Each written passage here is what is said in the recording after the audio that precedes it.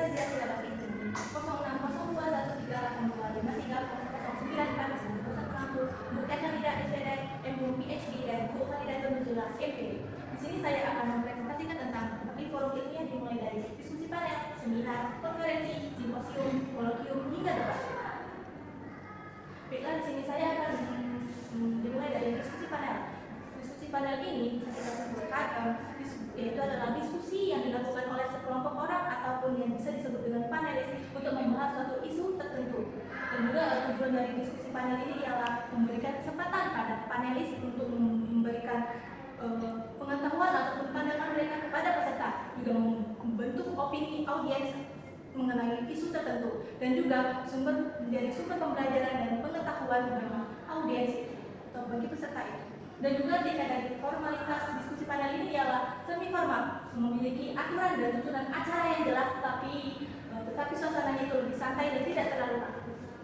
Dan juga ada jumlah dan karakteristik peserta. Jumlah dan karakteristik peserta ini terdiri dari 3 sampai 6 panelis untuk pembicaranya juga, dan pesertanya juga itu aktif mendengarkan dan bertanya jawab saat sesi tanya jawab. Nah, dari peran moderator dari diskusi panel ini ialah mengatur jalannya diskusi agar tetap terstruktur, fokus pada topik dan selesai pada waktu, dan juga netral kepada semua panelis itu. Dan hasil yang diharapkan dari diskusi panel ini ialah mendapatkan berbagai pendapat atau perspektif dari pandangan-pandangan panelis itu, dan bisa menjadi kesimpulan untuk topik ini, untuk topik di diskusi panel ini. Lalu ada yang namanya seminar.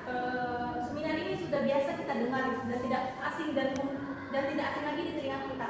Apa itu seminar? Seminar itu ialah pertemuan yang dikhususkan untuk membahas suatu isu tertentu atau topik tertentu dengan dipandu atau dipimpin oleh suatu narasumber atau pembicara, itu entah itu 1 atau 3 orang narasumber yang merupakan ahli di bidang topik seminar ini. Dan juga tujuan dari seminar ini pasti memberikan pengetahuan kepada pesertanya, memberikan wawasan juga, dan juga mendorong dialog antara peserta juga, biar mereka bisa berdiskusi mengenai seminar. Lalu tingkat formalitas itu ialah formal, dilakukan secara resmi dan mengikuti aturan atau tata cara yang sudah ditentukan di forum ini. Lalu ada jumlah dan karakteristik peserta. Pesertanya itu bervariasi tergantung skala forum seminar ini. Ada yang ratusan, ada juga yang puluhan. Dan juga pesertanya ini sangat aktif. Pesertanya ini juga aktif saat sesi tanya jawab maupun mendengarkan dari seminar itu. Dan juga peran dari moderatornya di seminar ini ialah mengatur jalan acara dan sesi tanya jawab. Ya, dari awal sampai akhir dia yang mengatur, dan juga agar sesuai dengan tepat waktu. Dan hasil yang didapat dari seminar ini ialah peserta memperoleh pemahaman atau wawasan baru tentang topik di seminar ini. Ya, biar peserta itu menambah wawasan baru dan pengetahuan di topik seminar ini. Lalu ada yang namanya konferensi. Apa itu konferensi? Konferensi ini ialah pertemuan ilmiah besar yang diadakan untuk berdiskusi atau untuk diskusi terkait bidang profesional atau akademisi. Dan juga ini dihadiri oleh banyak peneliti dari luar negeri maupun di dalam negeri, dan juga mahasiswa ataupun akademisi lainnya juga. Dan juga ini untuk tujuannya itu untuk berbagi hasil penelitian, berdiskusi, dan membangun kerjasama akademik antar sesama pesertanya ini. Nah, tingkat formalitasnya itu sangat formal. Kegiatan ini sangat resmi dengan aturan yang ketat dan terstruktur. Nah, ada juga jumlah dan karakteristik peserta. Pesertanya itu banyak dari luar negeri ataupun dari dalam negeri, dan juga berasal dari berbagai institut, ya pastinya institut, peneliti atau mahasiswa atau akademisi yang lainnya juga. Pesertanya juga itu aktif mengikuti sesi dan berdiskusi ini. Dan juga konferensi ini termasuk sesi paralel, di mana pesertanya itu berada di dalam satu ruangan yang berbeda-beda, dengan juga topik juga yang berbeda-beda di ruangan itu. Di dalam ruangan itu tuh biasanya terdiri dari 20 peserta atau kurang lebih 20 peserta di ruangan itu tuh. Dan mereka mempersiapkan dan mempresentasikan hasil penelitiannya. Setiap peserta itu mempresentasikan hasil penelitiannya dan berdiskusi antar peserta-peserta itu. Dan juga peran moderator juga harus tegas sebagai pemimpin sesi yang memastikan diskusi berjalan terstruktur, akademis, dan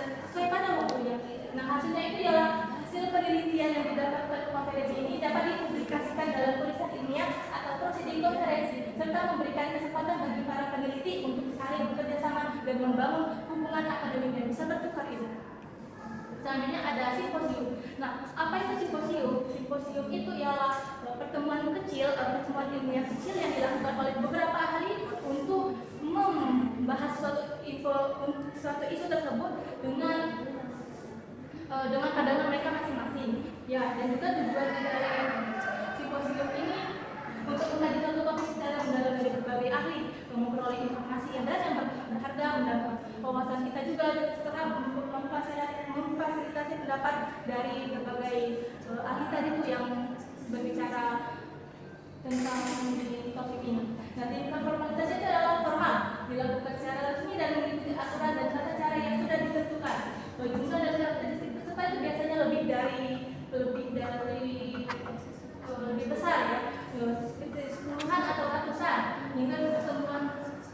Nah, juga pesertanya itu aktif berpartisipasi termasuk menyampaikan pertanyaan dan menyanggah poin yang disampaikan yang menjadikan sesi itu lebih interaktif.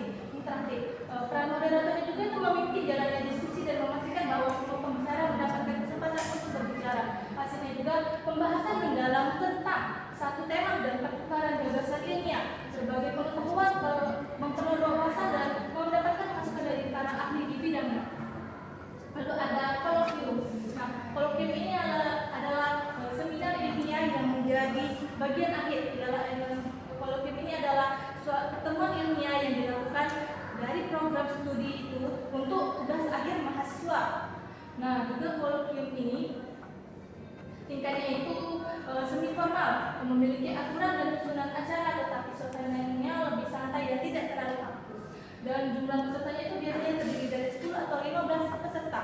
Dan juga mahasiswanya itu aktif dalam diskusi dan juga bisa tanya jawab ke dosennya itu.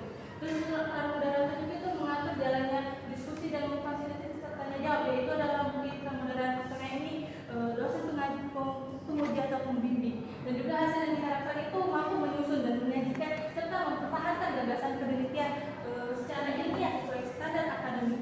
Lalu yang terakhir itu ada debat. Ya, itu adalah debat itu pertukaran pendapat antara dua pihak atau lebih dengan tujuan menyampaikan argumen, mempertahankan pendapatnya dan ataupun menyatakan pandangan orang lain.